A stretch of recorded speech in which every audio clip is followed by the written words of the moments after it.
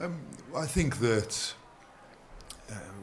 before the game, we wanted to see the foundations of our game, see the progress. One of the key areas I talked about was the attack, and I think in that first half we created a load of opportunities in the opposition 22. In Test rugby, you've got to score when you're there, and ultimately we came away in that first half with 3 penalties, 9 points to score. So that created, we weren't able to create any scoreboard pressure by that. So you get into the opposition 22, you've got to score. So it's one of the big takeaways from it. Talked about our set piece, and I thought first half it was strong. Scrum won penalties. Line-out provided a lot of real good quality ball for our attack, and ultimately in the midpoint of that second half, both of those areas faltered as there was interchange on both teams. Those two areas in the set piece faltered. So again, I think there was foundations seen in that first half and areas to improve seen in the second half.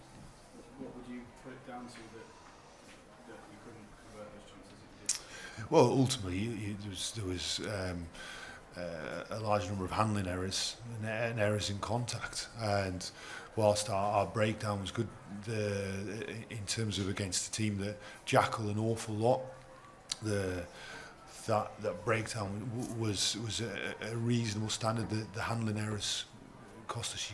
Couldn't sustain pressure because we turned the ball over.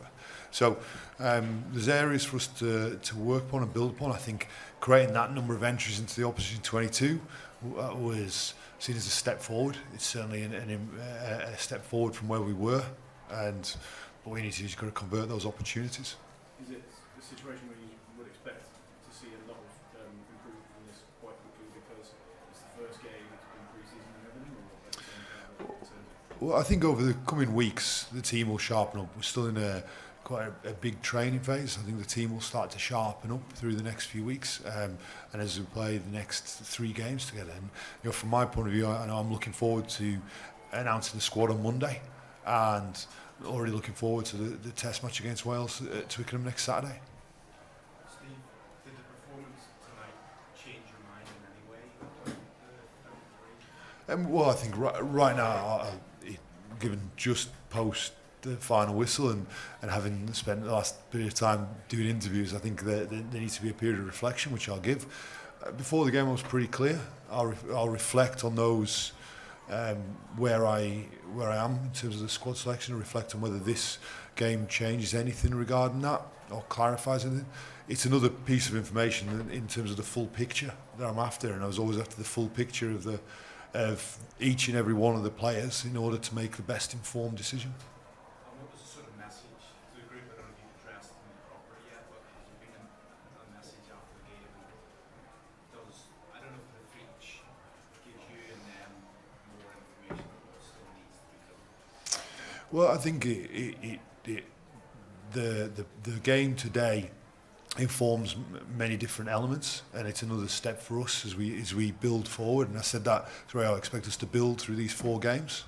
And I have spoken to the team, and I think everyone knew that the turnovers. I think the count I saw, I've seen briefly, it'll still be checked, was I think 21 turnovers to 9. I think was the count. Very difficult to win test matches with that turnover count. But what it means is that we created opportunities in the opposition 22, and what we need to do is make sure we take them.